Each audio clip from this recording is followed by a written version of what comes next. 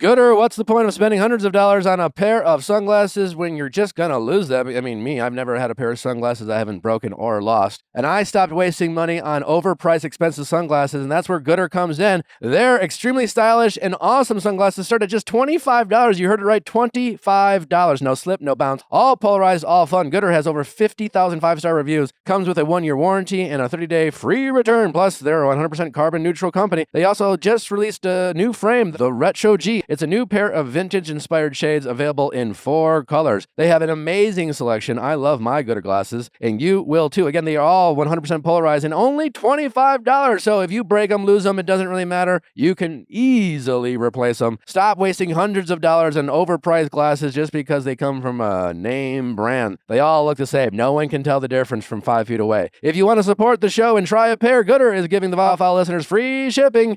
Go to gooder.com/VIALL and use code VIALL for free shipping. Gooder offers a 30-day money-back guarantee and 100% satisfaction. Again, that's gooder.com/VIALL and use code VIALL for free shipping. You're crazy.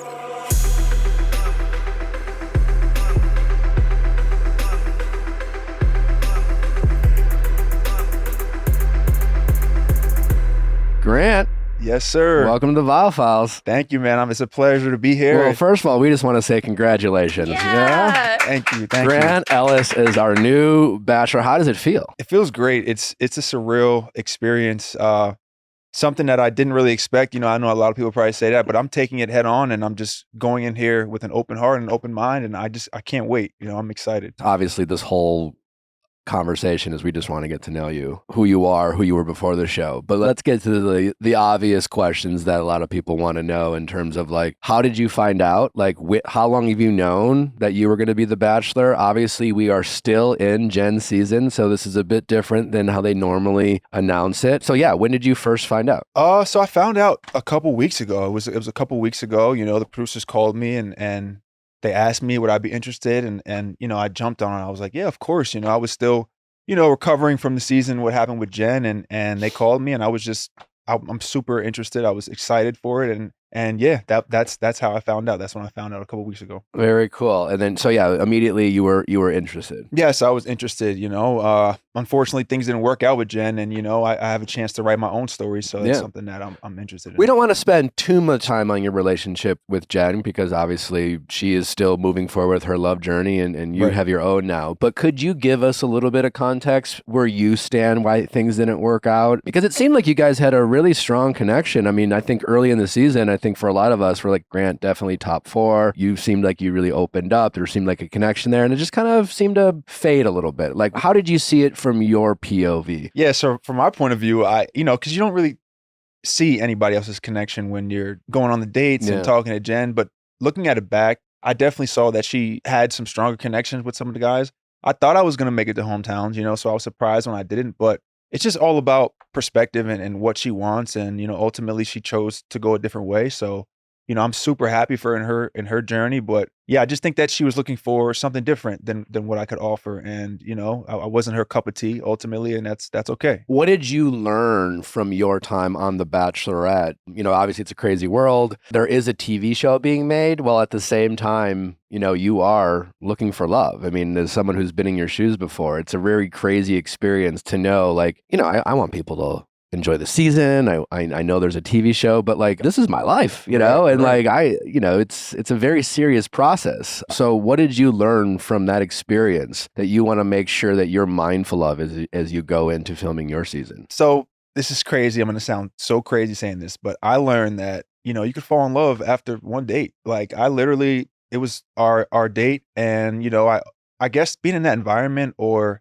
the way that Jenn was, I was really attracted to that. So going into my own journey, it's like, you don't think that you could, you know, develop feelings after spending so little time with somebody, but I'm taking that forward and to really protect my heart and protect these women's hearts, because it's definitely plausible to fall in love and to develop those feelings in this environment and in any environment after getting to know somebody like that. Have you ever had experience? This is a weird loaded question. Have you ever had experience dating multiple women? No, so I was in a long-term 7-year relationship. Okay. Wow. And then I got out of that. I was out of that for about a year and a half, and I was just really focusing on myself, focusing on work. And then all my mom's friends and their daughters like, "Oh, what about your son?" And I was like, "No, I'm good right now." And then, ultimately she ended up signing me. She saw the Golden Bachelor and she ended up signing me up. So I just embarked on this journey. Who, But who is your Your mom? mom? my mom, yeah, she Mm. signed me up. I love that. Oh, I didn't love it at the moment. I'm like, I "No, haven't I'm like, heard a lot of stories about like their mom signing up. It's always like a friend or something like that, Yeah. or that's a first. I feel like. Cute. And then look at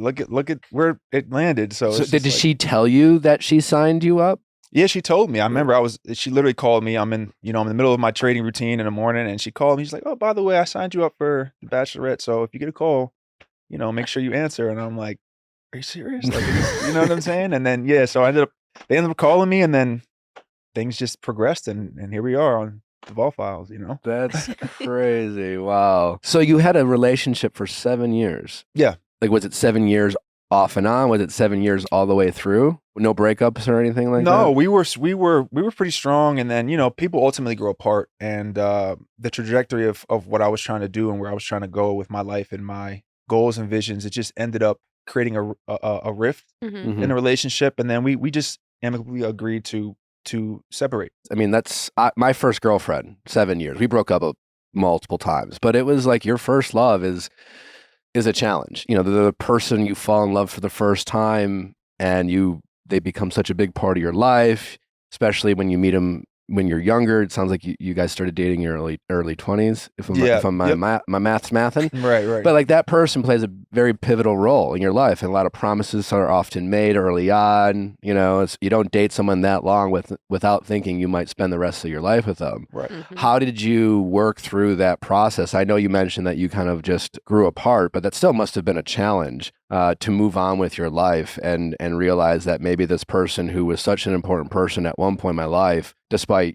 still having a great opinion of them and et cetera, like there may not be my person. And how did you work through that kind of emotional journey? Yeah, just realizing and understanding that it was a lesson. It was a lesson in my life, and although it was painful, a lot of times the most painful experiences you grow from them. So Mhm. that's something that I kind of brought forward, and now I look at it like, when I do go through something painful, or in that moment, you think the world is ending, or you're like, "Oh man, how could I get over this?" And then looking in the future, like, wow, like I really grew from that experience, and I really learned. I learned, emotional intelligence. I learned, how to really treat somebody, how to put somebody's needs first, Mhm. and how not to be selfish in a relationship. Because when you're single, it's a learning experience, So going through that, I learned so much, and it made me. It's part of the reason why I am the man I am today. Do you feel like, you mentioned emotional intelligence. Like I look back, for example, like I feel like I've matured and I've become more emotional intelligent. And when I look back on my life,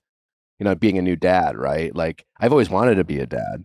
So I always feel like if I were a father earlier in life, let's say I was a father 10 years ago, I felt like I would have been like, oh, I want to be the best dad ever. Like my intentions would have been just as pure. But I look back now and I feel like maybe my execution wouldn't be where it needed to be. Like, I feel like now I'm more empathetic. I feel like now I can slow down a little bit and put myself in other people's shoes and not be, I'll be like, more willing to listen first rather than just to tell this is how you should do it and things like that.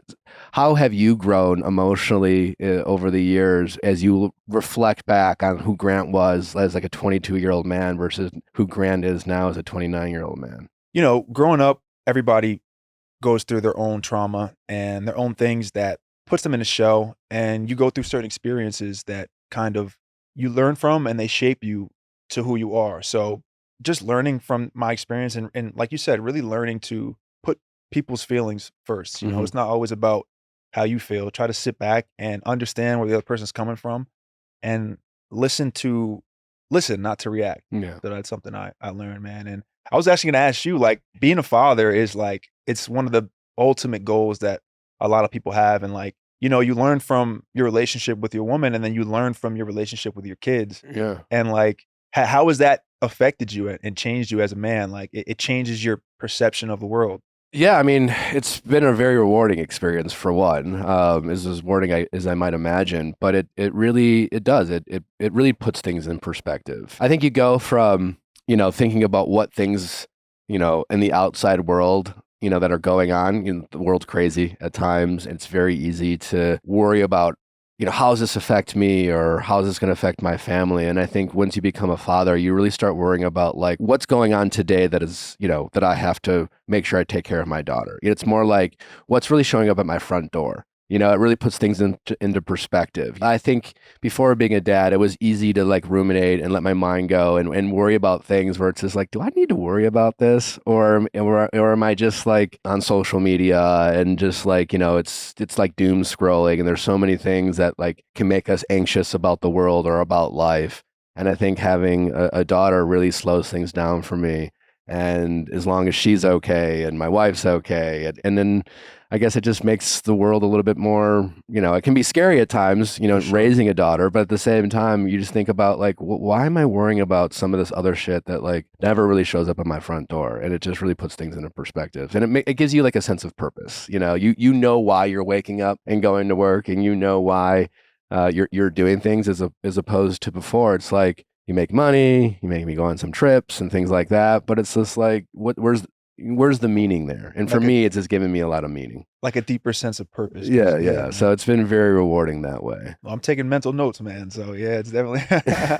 And then being a father for you is always something that you've wanted to do? Oh, for sure. It's something that I long for, and just to better myself and raise my child if I'm fortunate enough to have one in the way that I feel is right, and teaching them how to navigate through life and then letting them make their own choices. It's something that it's a unique experience. You've very been open about both your relationship with your mom and your relationship with your dad. You're very close with your mom, it sounds like. Yeah, I'm close with my mom. She's a trooper, man. My mom is whew. Is it fair to say that your relationship with your mom and your mom specifically kind of shaped you into the man that you are today? Yeah, that and my relationship with my dad. Like, I'm close with my dad too, and I'm close with my mom. But I saw, how she carried herself and how she's always willing to go out of her way for other people, and she's always helping, and she's doing this and doing that, and it's like, I draw strength from that. Women have so much to offer. They're so strong, and they have their own unique aspects that help build and help, provide and Yeah. help. So it's inspirational for me, and it just makes me want to be a better man. What about your mom makes you the most proud? Just how resilient she is, and how she's always going out of her way to help everybody around her. To me, that's something that I want to.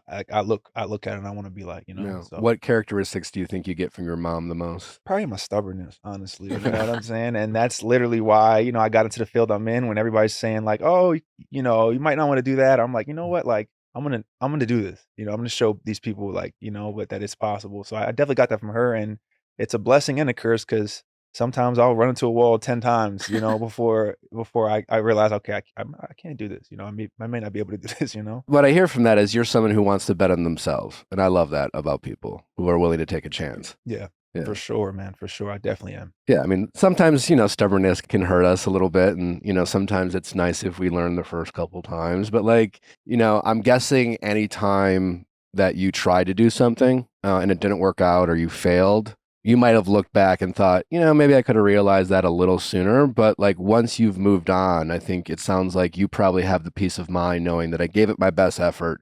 Maybe this isn't for me, but I tried. And you're not a quitter. No, not by any means. And I definitely take that approach for sure. What were you doing? Like you were day trading, obviously. How did you get into day trading? So when I was overseas, man, like I was close with a lot of guys, a couple guys that played in the league, and Josh Selby, and like they would come back and they just didn't know what to do with their finances, and they resorted to some things that weren't the best, and I was like, I don't want that to be me. It wouldn't be me, but I don't want that to be me. So I started really diving into futures and the S&P 500. That's the only instrument I trade. And yeah, I just studied, and I went all in, and the first 3 years I just lost everything that I had in the market, and then I ended up but I stuck at it, and just it's a process that tests who you are as a person. It tests your resilience and your ability to weather the storm, and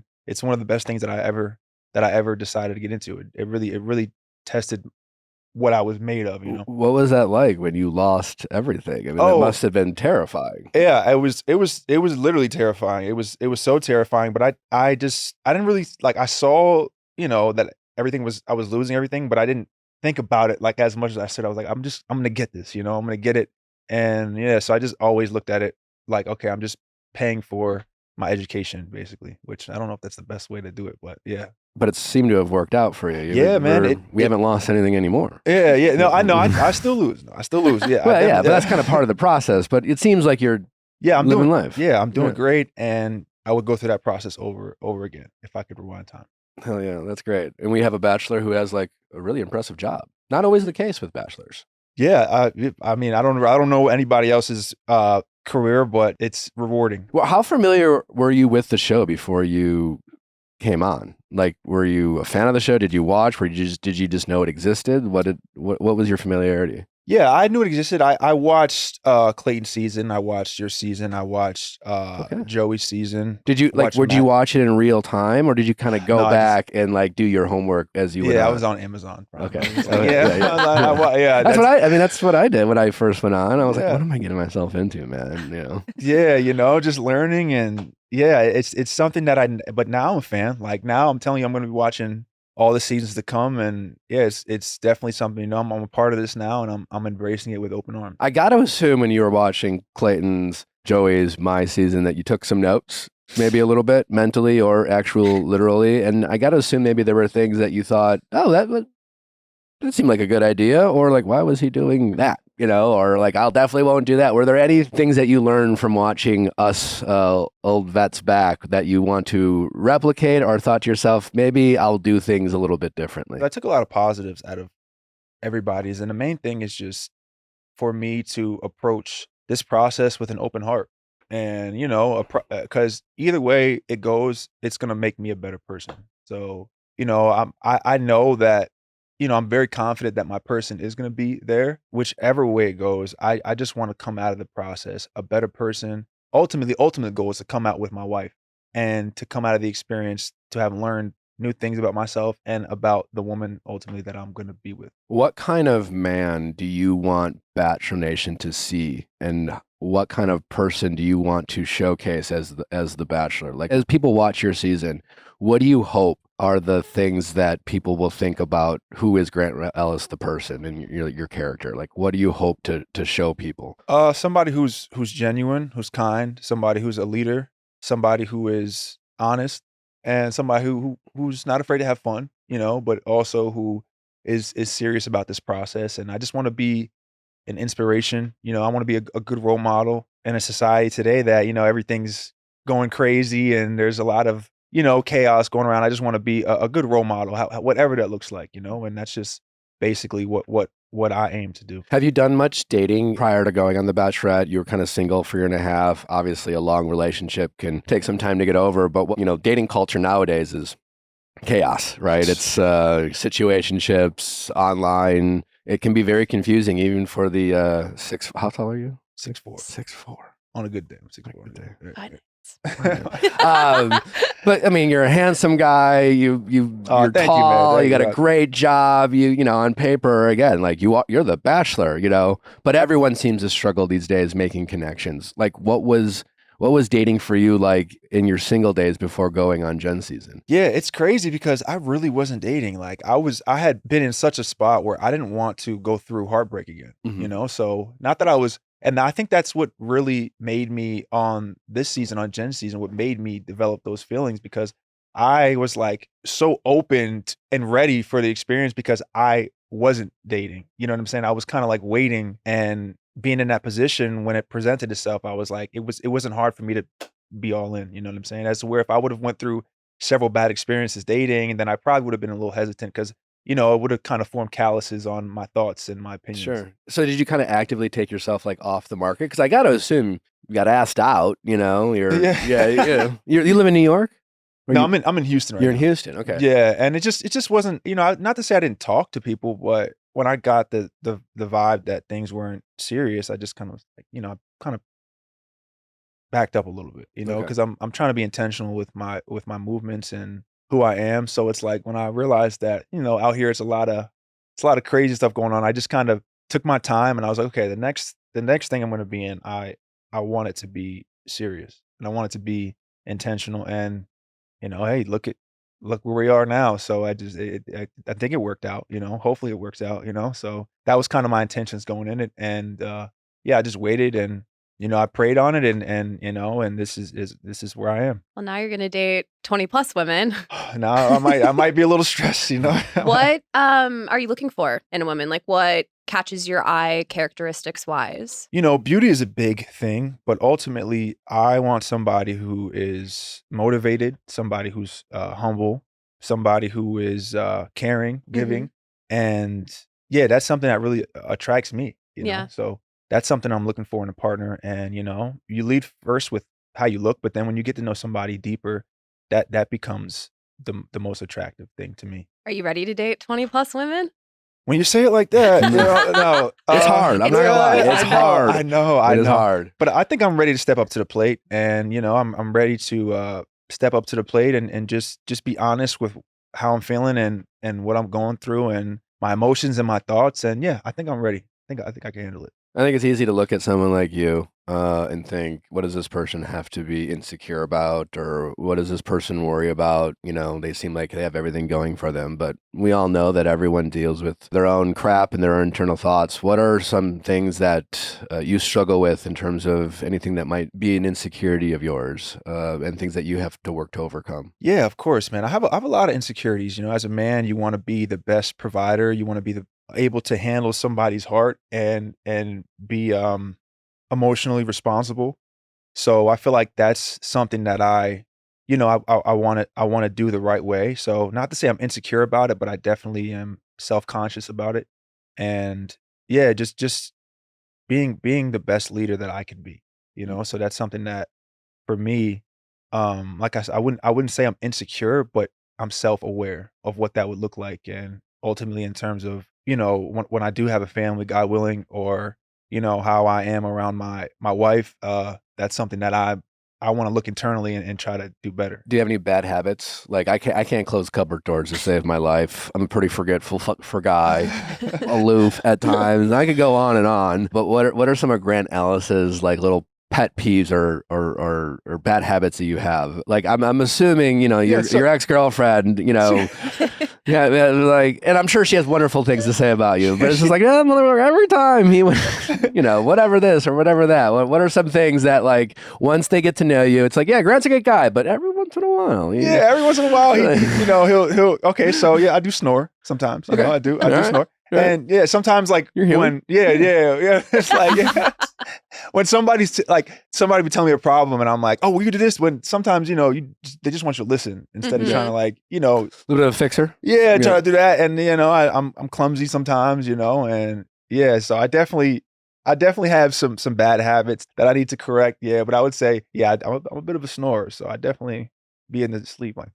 Yeah, so I don't want to. Well, yeah, I've learned, we've talked about, like sometimes there's things that we can always work on as people. And then there's sometimes, I think part of the joy of getting older and having that self-awareness and just kind of getting more comfortable with yourself. And, people talk about self-love is that acceptance of like, there's just some things I'm just not good at. I've tried my whole life to be like a good note taker. I can't do that. I've tried my whole life to close cupboard door, put things away. I don't know how to, like, it's like, there's a part of my brain that's like, we don't know how to do this, And I was honestly, when Nally and I, my wife, when we started, dating, I was just like, she moved in with me and then like the first 2 weeks, I was like, listen, I'm not good at some things and I will try my best, but like, I need you to know who I am and accept me for who I am. So there's some things that I just like, I'm going to try, but I can't do. Other than snoring, are there some things? No, yeah. I'm going to tell you the biggest thing that I need to work on, and I will say this openly, is like, I always had to rely on, okay, it's my way. Because if I'm going to die, I'm going to die on my sword. You know what I'm saying? Yeah. So when I'm in a relationship and somebody's trying to say to me, maybe this is the way we should do it. And I'm like, I don't know about that. I think it should be done this way. Taking other people's perspective and opinions and going by that and trusting their judgment is something that I need to really work on, because for a lot of my life, it was like, okay, like people may have told me things and they let me down. So I'm going to go based off of what I think. And So that's definitely something that I need to work on. Yeah. And that's a part of my journey that I'm currently trying to work on, is not being so stubborn. Well, I appreciate you sharing that. Yeah, man. Snoring is just the first layer. There's It's really, I know it's like one of those things. It's hard to answer those questions because it's like, what is it okay for me to say, or it's like we ask people to be vulnerable and then we sometimes like to criticize them for their vulnerability once they open up. So it's not always easy to talk about those things. So. Yeah, Grant, stubborn. Just note that. That's something that I am. But it makes a lot of sense. You mentioned just like feeling like people have let you down before. And so it's like you said, it's just like last time I've followed someone else's lead, I feel like I got burned for it, and Right. so that kind of abandonment part of things can creep up. People like to talk about our childhood traumas a lot and things like that and how it projects it in our adult life. So I appreciate you sharing that. Yeah, man. Yeah, that's a big thing too. Yeah. You talked about your relationship with your father on the show, Right. and you really opened up about that. How has that shaped you as a man, and what have you learned about yourself and your resiliency as you've reconnected with your father and grown that relationship? Yeah, I love my father to death, man. And he did, everybody has their own demons, so to say. So it's like he did the best that he could, and I say like it's his first time living too, and he has his trauma and he just took a certain route. And I don't want him to ever think that I'm like bashing him or putting him out there, but it's my life story. Yeah. And if I was, on a date with somebody who I think is gonna be my potential wife, like that's something that they're gonna know about me. So my relationship with my father is great, and I'm super proud of him for the progress he's made, where he's come from, and Mhm. what he's doing now. And I just want him to know that he did a good job. He did a great job, and I don't hold anything against him. Like I said, it's his first time living too, so he's trying, and I just forgive and let go, and and you only live once, YOLO. I know it's so cliche, but you only live once, so you can't harbor resentment. That awareness of he did the best he could, where did that come from? And I only ask that is because we talk to a lot of people all the time. We get a lot of questions about parents and broken families, or just like adversity with parents. And I often have to remind sometimes people, it's just like, what if your parents, despite all their flaws, are doing the best they can? And I think that can be a really eye-opening thought. Did someone suggest that to you? Did you come up with that on your own? And it shows a lot of emotional maturity on your part to have that, because I think it's sometimes it's easy to say, but hard to believe, because I think a lot of times we can look at our parents and feel like, well, why didn't you give me that? Or why didn't you do that? And feel cheated by them, or, we grow up and sometimes we look around us and we see people getting other things from their parents that we might not be getting from us, whether that's affection or love or connectedness or just whatever it is. But that peace of mind to say, you know what? You did the best you can, and thank you is a very freeing feeling, and it will allow people who have any time a disconnect with family or to make that connection. And yeah, I'm just curious where that came from. And have you always felt that way? No, I haven't always felt that way. Growing up, sometimes you may harbor resentment, but then when you're in the position where you're letting somebody down and you're trying, and you're failing, but you're doing your best, then you realize that you could be trying your hardest, and sometimes you're gonna make mistakes. So yeah, that's where that came from. I've been in a position where I've let friends down, and I've let people down that I cared about, and looking back at it, I can't hold myself to a different standard than somebody that's let me down. So it's like that's where that comes from. And then ultimately, my relationship with God, and I just try to take that into the same account. And yeah, that's where that comes from. But I know that I'm far from perfect, and I've let people down in my life. So it's like I can't really be mad at my pops for that. I got to just kind of let that go, and just, roll with the punches, and just try to help him along his journey. That's awesome, man. I really appreciate you talking about that, because, like I said, this shows there's little things where people say, and I can see like that emotional maturity. And even though people go through stuff, it's very hard to do. So I'm really happy that you were able to see that. Thanks, man. I'm not trying to be too boring. I'm not trying to be like, No, yeah. I mean, that's like I said. I mean, it's not easy to. Again, we talk with our audience a lot and hear their stories, and we all have different upbringings. And I have a lot of close friends who have complicated relationships with their parents, and sometimes I've they can be resistant to that forgiveness or or just the acceptance of who they were, knowing that like maybe this comes from something they couldn't control or something that happened to them. And it's like, yeah, we can have that anger, we can have that frustration, and we can wish things to be different, but there's still love to be had. And there's still that, like, again, the best that they could do, whatever that was, is a very freeing feeling that allows people to reconnect with people they might have disconnected from. So Right. I really appreciate that. Yeah, thank you, man. Did you have a question? No, I'm really excited. I'm like, you're so like self-aware and emotionally mature that I'm just like, I feel like it's going to be such a great season watching you connect with these women. There's a lot of decisions you have to make when you have a baby, and the one that I feel the most comfortable and safe making is using Huggies for our daughter, River. I always tell Nick that when River's crying, she's trying to tell us something, and that's the case with most babies. They express it through cries, and so we've turned to Huggies. The new Huggies Skin Essentials are here. A brand new dermatologist-approved line of diapers, wipes, and pull-ups training pants that are all designed with baby's sensitive skin in mind. Their wipes are so thick and pH balanced to help maintain healthy skin. Their wipes have 0 harsh ingredients for a great, gentle clean. The Skin Essential Diapers features the Skin Protect Liner, which is what helps take care of the ick and stick that can cause rash.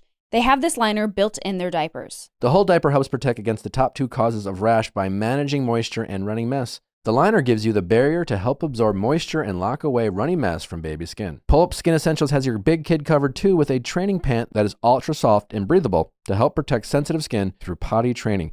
Learn more at Huggies.com. Once again, head to Huggies.com to learn more.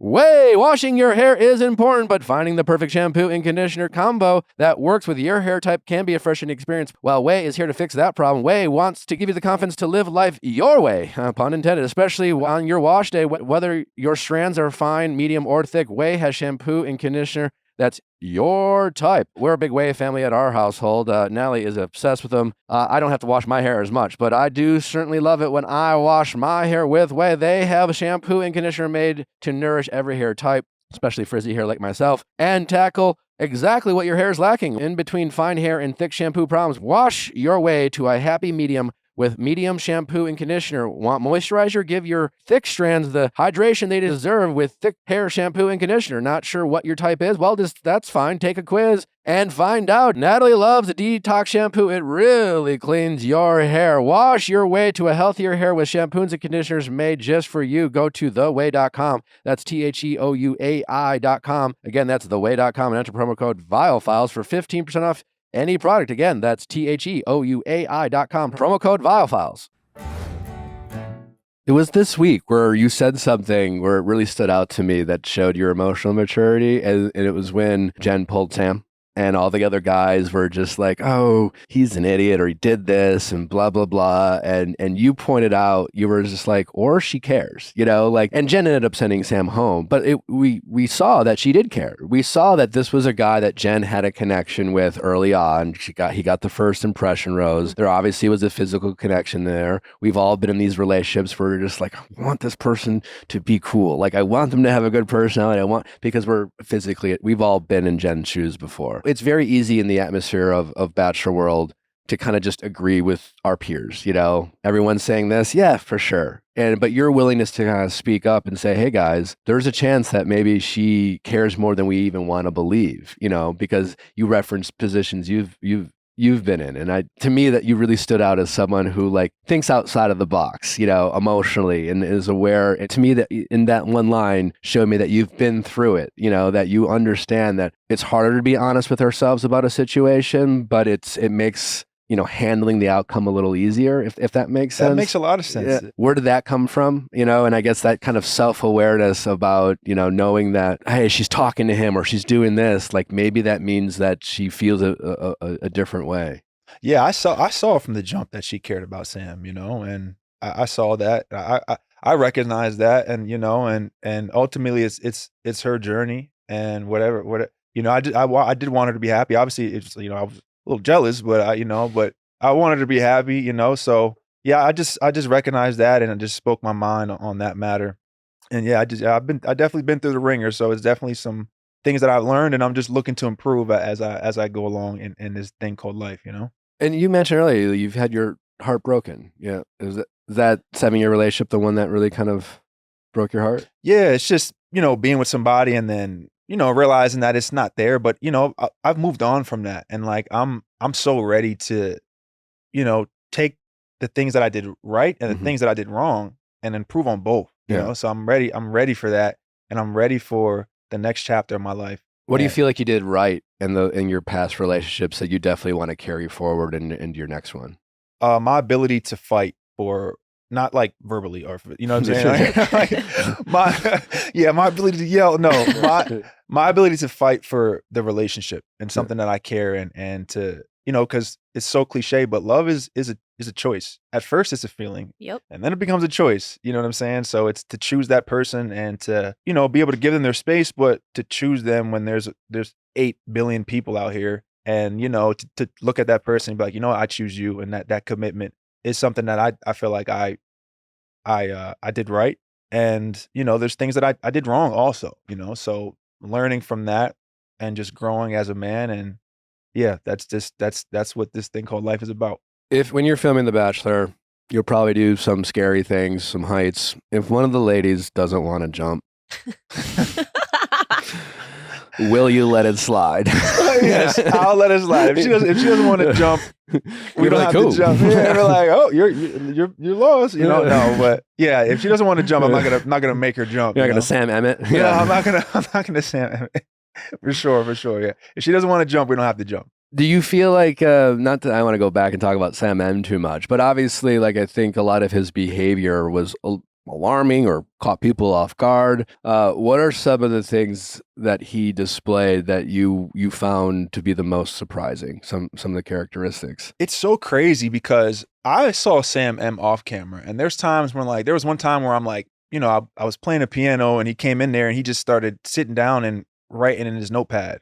So there's things there that I'm like, okay, this guy, he's a good guy, but I think that he was just trying to be somebody on TV that he's not.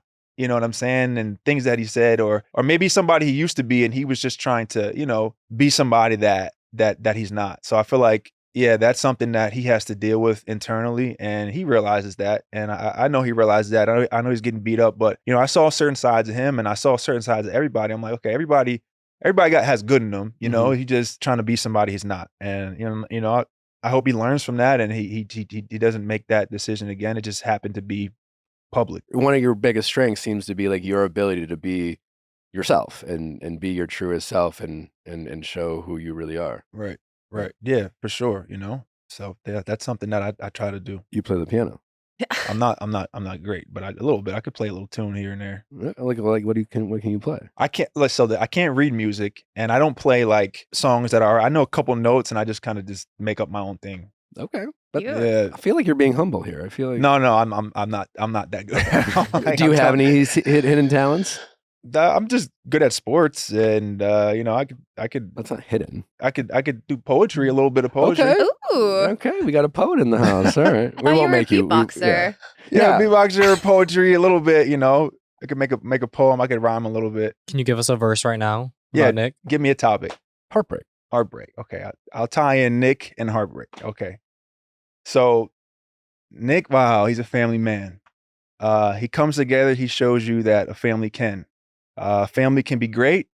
A family could be loving, but above all, a family is fulfilling. As a father with his daughter, he's showing her things and he's instilling things in her that she'll never forget. Things in her that she'll never regret.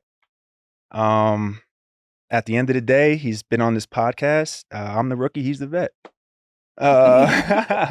I could not do that. Right? Could not do that. Nick is crying. Add a little Your turn, beatbox in Nick. No. I can't follow that. That was really good, man. Yeah, man. Where is that? Have you always been good at that? Where like that kind of it takes a lot to be that witty one. What am I saying? I don't know. Have you always had that skill? I used to be at the lunch table and we would make songs like, and I would just like rap or do certain stuff, and I think that just carried over to like what I do now. I just joke around. I still joke around with my friends like that, here and there. So that's something I just do, I could just kind of make up stuff. I don't know. I'm weird like that. And you can beatbox too. A little bit, yeah, here and there. I do a little bit of beatboxing. Can we get a little bit of? I literally do the same thing, but like, yeah. So I do. Yeah. What song do you like? Why are you I feel like I'm on the spot. What You're song do I putting him like? on the spot. If I know it, maybe I could. Britney Spears, Toxic. Oh my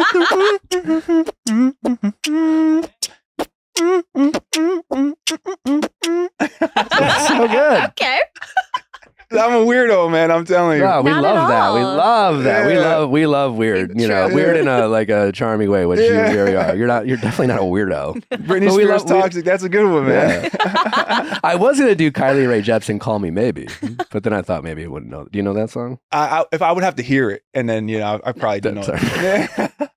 I think everyone's gonna love the Toxic. not that you're toxic. But No, the Britney Spears. So, what's a normal day in the life of Grant Ellis? Normal day, wake up, drink a shake, hop on the charts about Chocolate, vanilla, or strawberry. Oh man, that's a good one. I'll mix chocolate and vanilla, so Okay. I'll mix Ooh. the two. All right. But yeah, wake up, drink a shake, hop on the charts, trade, then finish my morning, go for a run, hit the gym, maybe go shop a little bit, and then hang out with family and friends. And just if I'm not, and on the weekends I'll travel some. So Oh, you like to travel? I like to travel. Yeah, I love Vegas. One of my bucket lists is to try to visit every country. I'm nowhere near that yet, but hopefully that gets fulfilled someday. So What countries have you been to?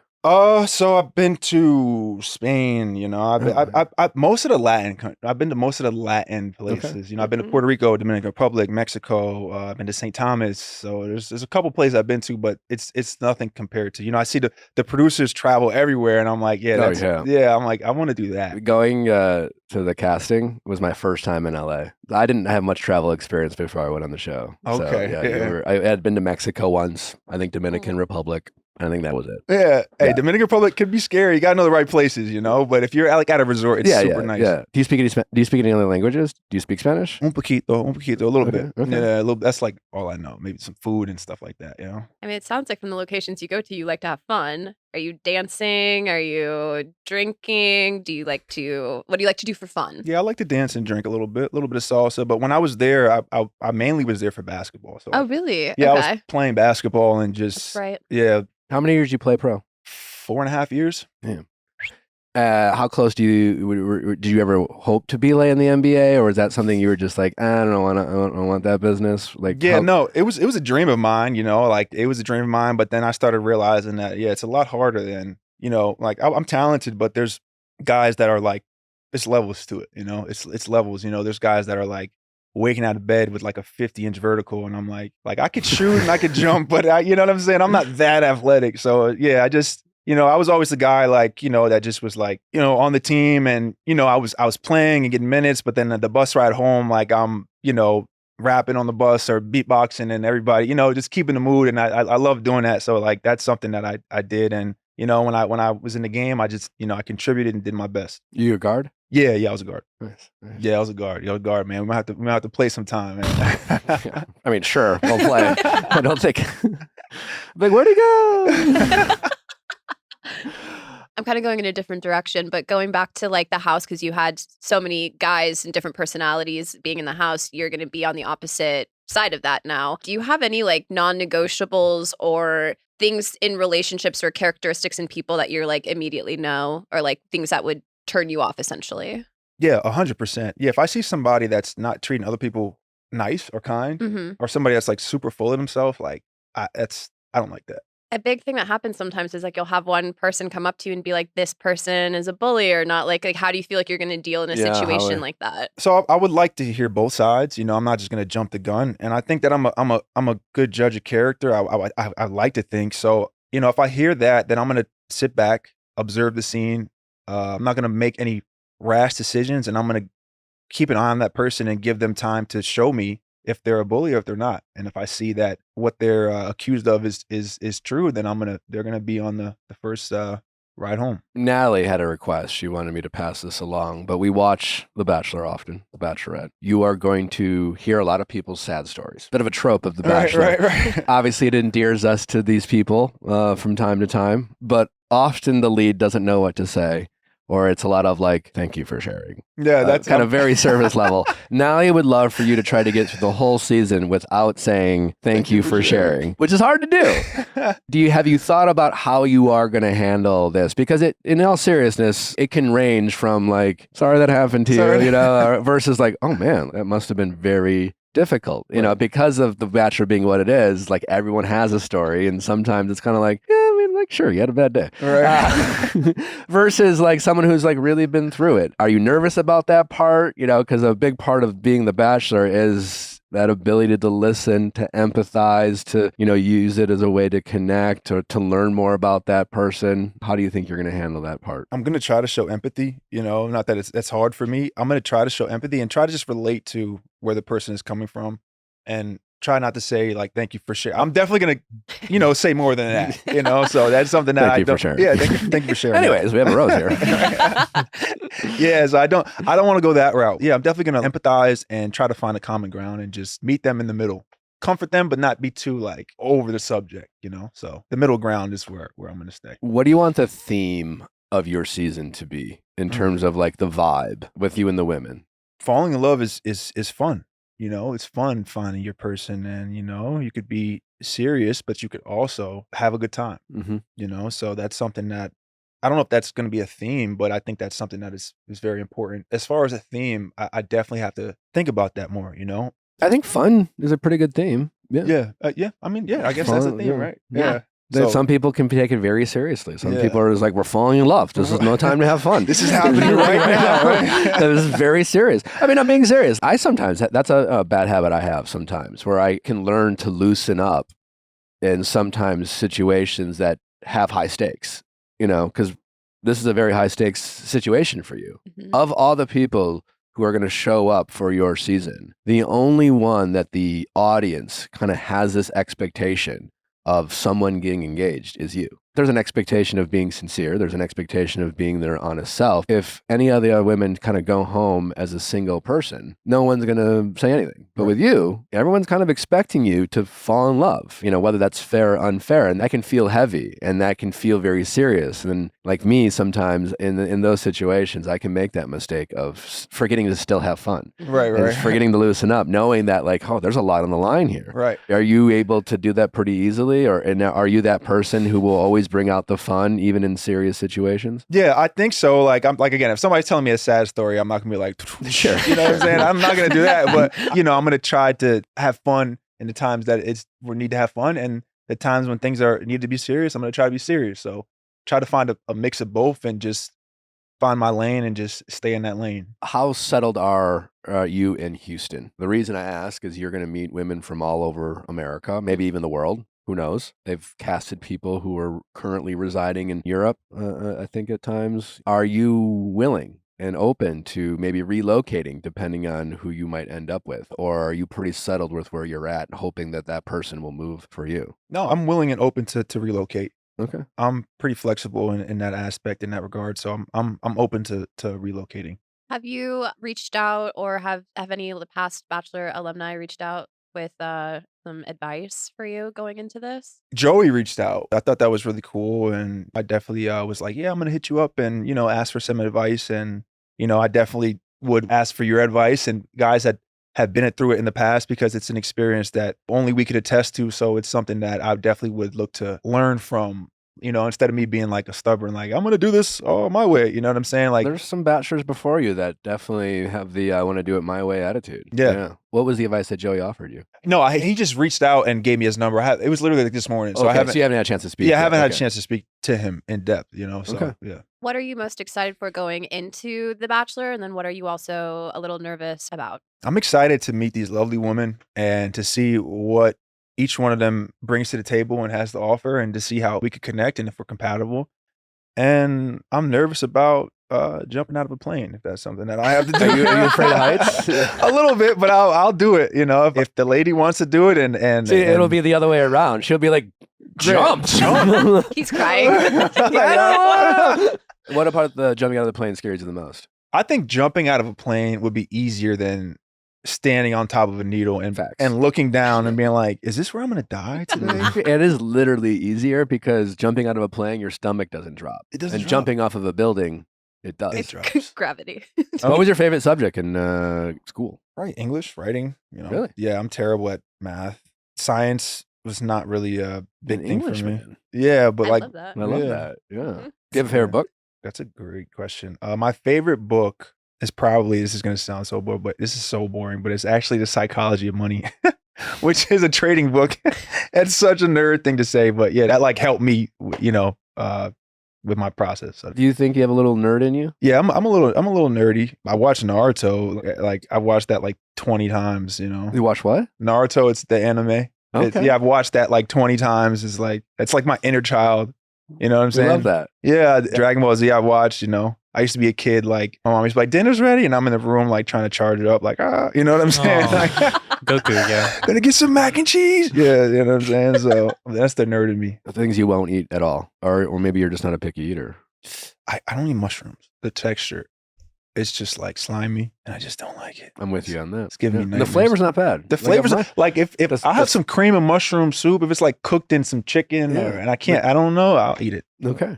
No mushroom. No mushrooms. Yeah, I'm not a mushroom guy, man. Is that it? Snail? Have you tried them? No, I haven't They're tried it. so good. Oh my god. Escargot. Escargot. Yeah. It's just It's chewy. garlic, lemon, It's just- butter sauce. He's a texture guy. He's gonna Yeah, I'm hate a it. texture guy. It's like Okay. it's just mushrooms, but like salt and butter. It's not true. Just There's chewy and if you don't like a texture, you ain't gonna like escargot. Well, listen, I had some kangaroo testicles, so yeah. I never thought that would come out of my They mouth. told you after you put it in your mouth, though, right? Yeah, they told me after. I was like, yo, you dead ass? Like, I was like, yeah, so I'm chewing on that. And then, yeah, I probably won't eat Vegemite ever again. So, Oh, It's gross. yeah, forgot about that. Are there places you hope to travel to this season? Asia. Asia. Yeah, I love Asian food. I love dumplings. And yeah, I love different cultures, but that's somewhere that I want to go. You need to go to Din Tai Fung here in LA. Mhm. Make sure they take you. We out. right. Okay. I'll take you if they won't take you. We are out. It's soup dumplings, pork shang long. Am I saying that right? Shumai? Shumai is like the dumplings. Yeah. That sounds amazing. It's delicious. Definitely go is. check it out. The absolute best. Got you. Is there Taking Texas- notes. All right. Well, this is the time where we're going to offer some relationship advice for someone. Are you down? I'm And down. we love to hear like our guests offer their kind of emotional intelligence, and we offer this advice as friends. None of us are experts. Nope. We just offer advice through our lived experience, mistakes we've made, or just learn through our lives. Let's do it. All right, let's do it. It's time for texting office hours with our new bachelor, Grant Ellis. And then when we come back, we'll wrap up. We'll learn a little bit more about Grant, and then we'll send you on your way. All right, let's do it. All right. Sundays. Well, if you love your dog, make sure you're feeding him high quality foods, and that's exactly what Sundays for Dogs is. Sundays is fresh dog food made from a short list of human grade ingredients. Sundays was co-founded by Dr. Tori Waxman, a practicing veterinarian who tests and formulates every version of each recipe. Sundays contains 90% meat, 10% superfoods, and 0 synthetic nutrients and artificial ingredients. Dog parents report noticeable health improvements in their pups, including softer fur, fresher breath, better poops, and more energy after switching to Sundays. Unlike other fresh dog foods, Sundays does not require refrigeration or preparation because of their air drying process. Just pour and serve. When you start a Sunday subscription, you automatically get 20% off, free shipping on every order. Cancel or pause your subscriptions anytime with 100% satisfaction guarantee. Every order ships right to your door, so you'll never worry about running out of dog food again. Jeff and Steve certainly love Sundays, and your dogs will too. Get 40% off your first order of Sundays. Go to sundaysfordogs.com/VIALL or use code VIALL at checkout.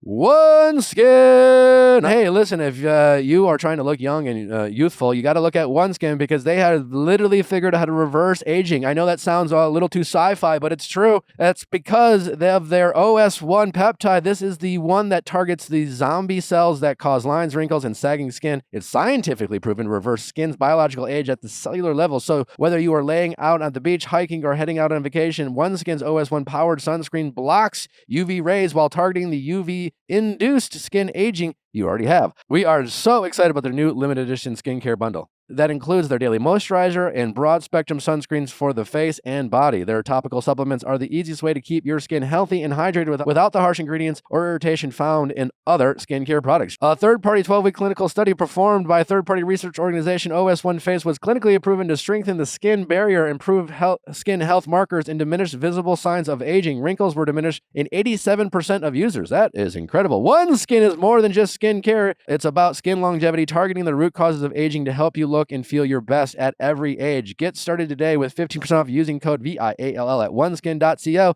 That's 15% off at oneskin.co with code VIALL. After you purchase, they'll ask you where you heard about them. Please support our show and tell them we sent you. It's time to expect more from your skincare routine. Invest in the health of your skin with OneSkin.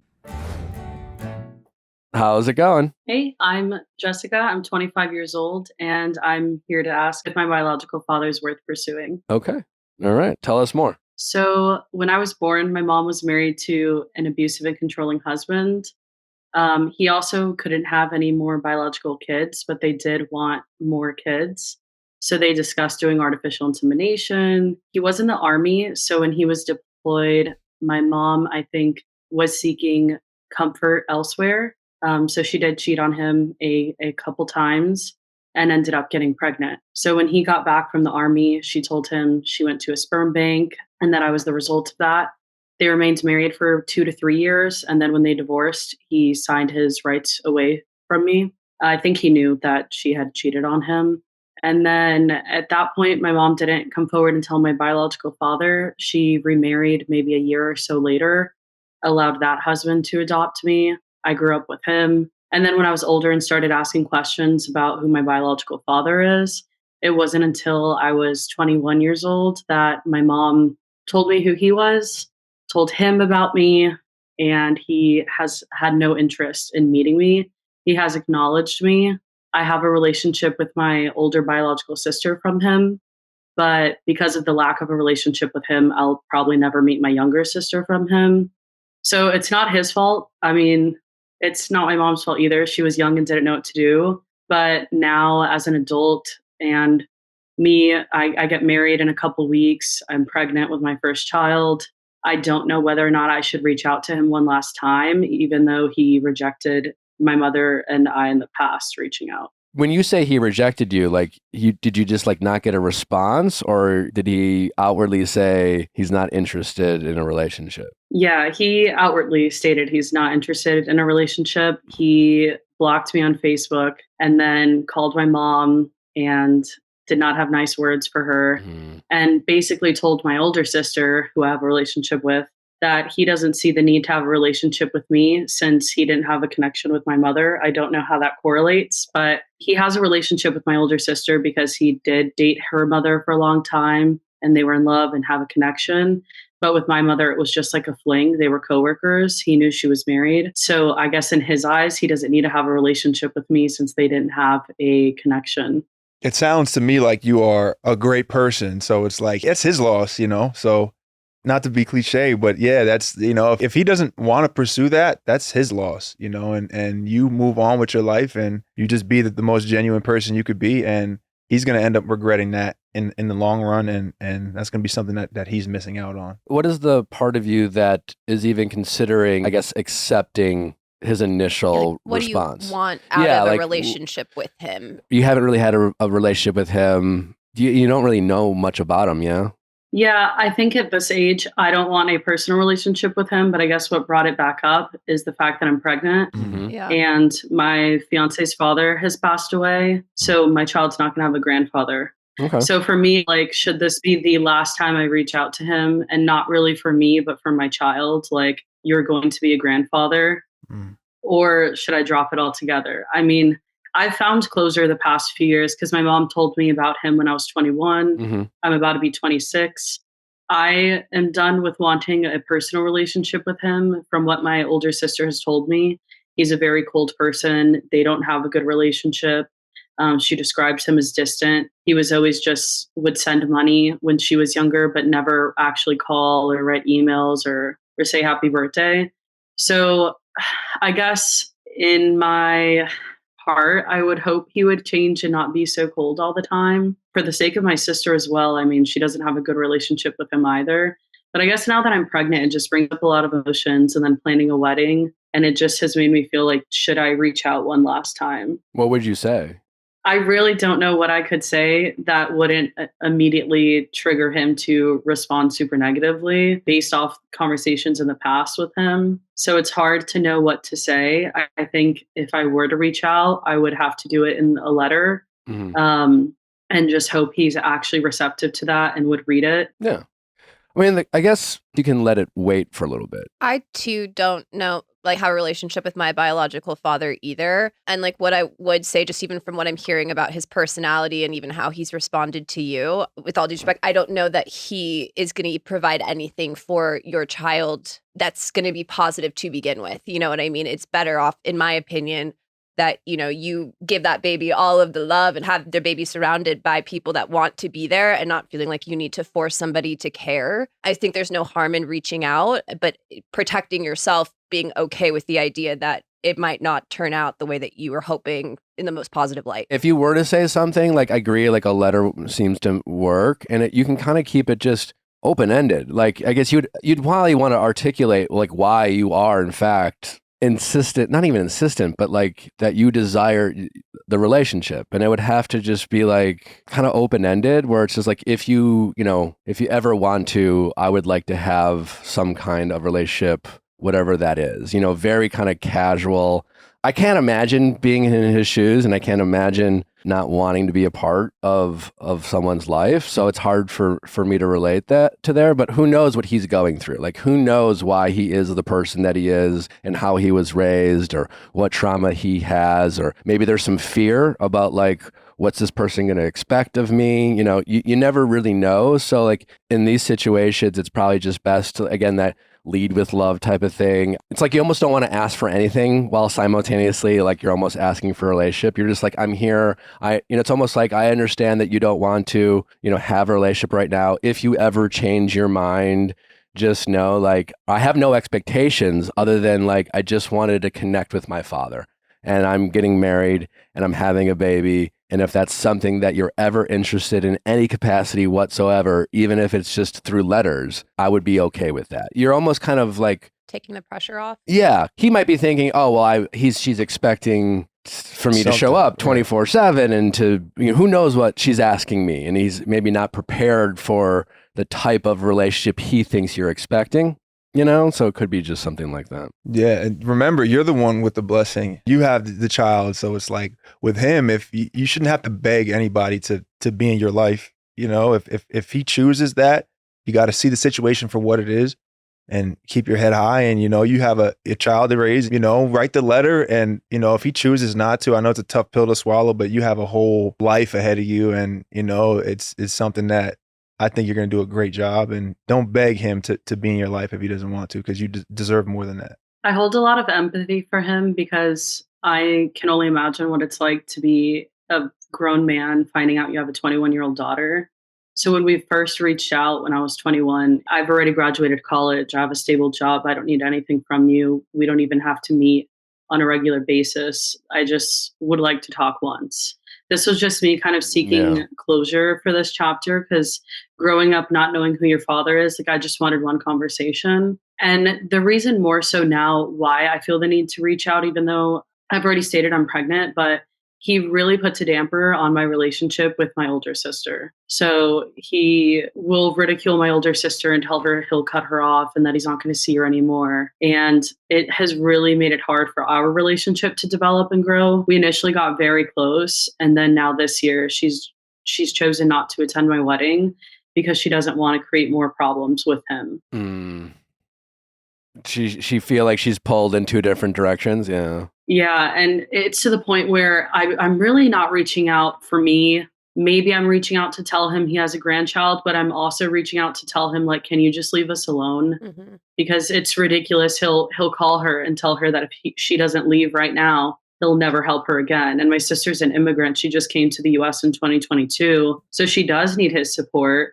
I support her the best I can, but I would be naive to think that I could support her myself. Like, she does need his support. So it's hard for her to have both things. Yeah, that definitely complicates the situation. But to kind of Grant's point, like, it's still a blessing you have a relationship with your sister, you know? And I think I would just focus your energy on her, which I know is challenging because he is a variable in this, but you can't really control how he is acting and how he is behaving. Obviously, the financial part is complicated, but I would just always let her know that no matter what, you still love her. Like, have the empathy for her as opposed to him. Like, I love that you have such a healthy approach about this, and you're not really holding on to any anger or anything like that, which you could be doing. But like, if I were in your position, I would focus on the positive relationships that you do have. And maybe your sister feels torn, like that she can't go to your wedding. I would kind of let her off the hook emotionally, just be like, I obviously would love you there, but if you can't, you'll always be my sister. We'll get through this. I don't have all the answers, but like, if your biological father's making her feel like she has to choose, then you can do the opposite. Like, we don't have to choose, and like, maybe there's a bit of a distance there, but like, you can still have a relationship via phone or things like that. And I would just focus your energy on building that relationship. And over time, you're still really young, like, this relationship with your sister can really flourish, and you never know, like, your dad could come around, That's great advice. Was this in any way helpful? It was helpful. Naturally, I wanted to be mad at my sister for not coming to my wedding. And I remember the first thing I said was, this is a decision I'm going to carry with me forever, that you didn't choose to be at my wedding. But then, after some time, I told her I understood. It's still hard, and maybe it's the pregnancy hormones making me emotional about it. But I have told her that I understand that she wants to stay in his good graces for when she needs his support. I guess it's just hard to see what the future is going to hold once my baby's here. And my sister claims she wants to be part of the baby's life, but it's hard to see how that's going to come to fruition, knowing the amount of times that she has to like leave or see me in secret because of our father. Yeah, and that will be challenging. It almost certainly won't go to your expectations. Whatever your expectations are of that relationship, it will be different, right? So I think going into that, knowing that, will be a head start. And like, who knows what your relationship with your sister will be and how it will manifest itself. But like, all you really care about is like having a connection with her, having some kind of closeness, and a closeness that can grow over time. You know what I'm saying? You don't have to be best friends overnight. I can only imagine there's a sense of urgency to make up for lost time and things like that, having her not in your life before. But I would focus less on what you've missed and focus more on all the opportunities ahead of both of you. And even if she can't make it to your wedding, know that like, this is not because she just doesn't want to. And yes, she's going to be pulled in different directions. And even if it feels like she has to hide the relationship with you, that still something's better than nothing. And again, over time, as your relationship grows and you guys become closer, and maybe she finds more independence and things like that, she can kind of break away from those kind of chains that she feels like she has trying to make that relationship going forward with your dad. So I would definitely just play the long game with your sister and really focus on that. And just in the short term, when there's moments of that disappointment, try to and empathize with the position that she's in, and not make it about like that comment. You want to stop making those comments like, I'll remember this day, and things like that, because she probably feels like she can't make a right decision. Right. Yeah, that's great. Man. Okay. Yeah, he hit the nail on the head. Foster your relationship with her, and then whether third party wants to come in and contribute. But as long as you foster your relationship with her and things go well, it'll work out. Okay. Okay. I think with all that, I'm probably not going to reach out to him. You feel like you have your answer. I mean, if anything, I would reach out to your sister today and say, I love you. And I hope you're doing okay. Right. And, can't wait to see you again, whenever that is. Just know I'm always going to be your sister, and I'm always going to be here for you. And just kind of set that precedent with her, that consistency that she doesn't have in her life. Be that consistent person that no matter what happens, and no matter what she's going through, you can be that person that she hasn't had in her life up until this point, certainly with her father, and I think that's where you want to focus your energy, because again, you guys hopefully have a long life ahead of you and a relationship that can really flourish. And I wouldn't try to make up for lost time. Gotcha. All right. Well, take care. We appreciate your calling in. Appreciate you. Thank you. Damn. tough situation. That was great advice, man. You hit the nail on the head. Yeah. Well, I appreciate you saying that. Yeah, no, that was good. It had me like, man, maybe I should call my, you know what I'm saying?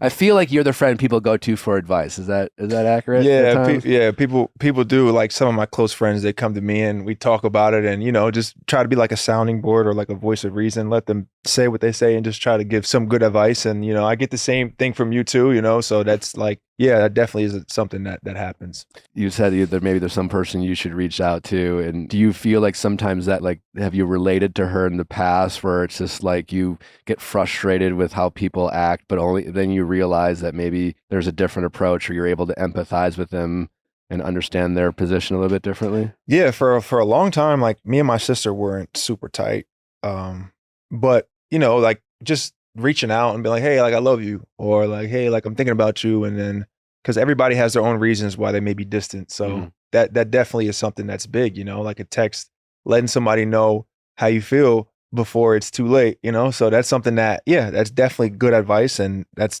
actually great advice, and that's something that I feel like we should all aspire to do. Like people in our life just be like, hey, I was thinking about you, or because it really doesn't take that much effort, What have your family and friends said about you being the Bachelor? What's the excitement and the reactions been from your inner circle? Oh man, they're super excited, they're like, you're gonna do great, and they're just encouraging me, and I'm getting a lot of love from my support system, so I'm grateful for that.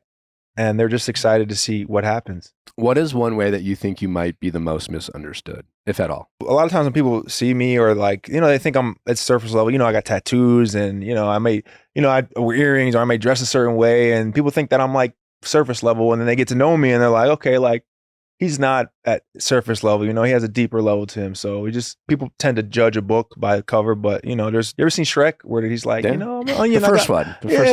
I haven't seen them all. Yeah. He's like, I'm an onion. I have layers. Like I got layers. I don't stink, but I got layers too, You have a kindness to you. I don't know if people ever said that to you, but your presence is you have a very kind energy. Thanks, man. I appreciate that. Easily likable. Yeah, sometimes. Secret on a bad day.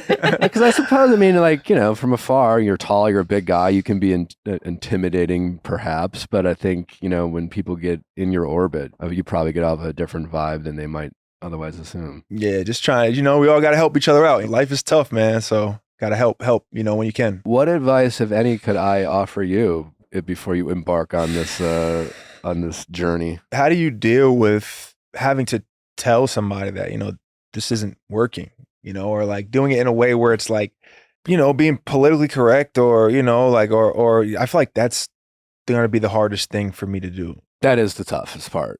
Well, if you watch my season, you notice that I sent a lot of the ladies home on dates. My intention at the time, I thought it would be the easiest way to just not give people roses, because that's how it typically is. You have a rose ceremony, especially early on, you hand out a bunch of roses, and then the people who don't get roses, you're like, it's kind of awkward. You were concise and straight to the point. You know what I'm saying? And like, it wasn't. They got some criticism. Yeah, I think that's Nick to a T. Yeah. But that's good though. Like regardless what you do, what you don't do, somebody out there is not going to like it. Somebody's going to like it. As long as you did what you felt was right in the moment, it's like, that's what matters. Yeah, my intention was, I thought, well, I remember, because I was a 2-time runner-up, right? So I got my heart broken twice on the other end of things. And so I just remember I left with a lot of unanswered questions. The Bachelor is not a world where it's just like, can we talk about it? Yeah, right. Like maybe if one of the last couple people, you'll have that opportunity. But like when you went home, it wasn't like you and Jenn got to sit down for an hour and been like, all right, well, I was under a different impression. Yeah, you just kind of have to leave. And so as I built connections with these ladies, I thought it would be harder for me, but the right thing to do to just like give them their time, which it also was received at times as harsh, where it was like, I was not giving people a chance and things like that. So I don't know if that's the way you should do it, I guess, but that was my intention of doing it. And listen, there's no good way to break up with someone. I am a big believer that the best thing you can do is you want to be kind, but honest. And even at the risk of knowing that their feelings might hurt, because there's nothing worse, I feel like, leaving any relationship, even in Bachelor world, is feeling like there's things left unsaid. Or what if I would have said this? Or what if I would have done this? Or I thought I had a different impression. And then people leave with that just like second guessing themselves. And I really didn't want anyone to feel like if they went home, they could have done something differently or anything like that. So that was my intention. If I could have done anything differently or more of, I think, and that'd probably be the one advice I would give you, is the more you can remind yourself that this isn't just your journey, but all of these women's journey, you'll get more out of that experience. And I feel like I went into that thinking that and realizing that. And I think even in my speech, I mentioned that it's like, this is your journey too, and yada, yada. But I think it's very easy when you're in that atmosphere because, again, all the pressure's on you. Like, it is a very challenging thing. You will feel that pressure and it will be scary. You know, night one, you're like, oh, I hope I meet my person, you know? Right. And then, like, it's going to be a whirlwind. And it's just very easy to get in your head and worry about, is this working for me? Is this going to be okay for me? You know, how am I going to get through this? Do I really want to find love? And when you're in that moment, the more you can just remind yourself that these ladies are going through it too. It is their journey. You know, they're all looking for love as well, and make each one of those ladies, even if it's, you know, early on in the process where you don't know them well, to make them feel like this is their moment. I think you will get more out of that situation. And I wish I would have done a better job of that when I was the Bachelor. Noted. Yeah. Yeah, that's great advice. That's great advice. I'm definitely gonna take that and build upon that. Okay. Any final thoughts before we let you go? Anything? What last impressions? Last impressions. First of all, again, I just want to say I had a great time. Like I really admire what you do in the whole podcast space, and you guys are great at what you do. And yeah, I just want everybody to know that, you know, I'm going in there with an open heart and an open mind, and I'm ready to be vulnerable. You know, so that's something that I'm anticipating, and I can't wait for the journey to unfold. Well, we are very excited for you. We're very excited to see your journey unfold and have you find love. I think it's going to be great. You know, just getting to know you. You seem like a really high character guy, stand-up guy. Thank you. Easy to root for. Mm-hmm. We're all definitely rooting for you, and we certainly hope you find love, man. Thank you guys. Thank you guys for having me. Well, we really appreciate you. We appreciate Grant. Make sure. What's your Instagram, by the way? Grant Ellis _. Give Grant a follow. Your new Bachelor. Give me a follow, guys. Woo! Yeah. We thank Grant for coming on. Send in those questions at AskNick@theViallFiles.com for all things texting office hours and Ask Nick. You know the drill. Good luck to Grant. Thank you, guys. All right. Take care, buddy. All right. All right. Bye-bye.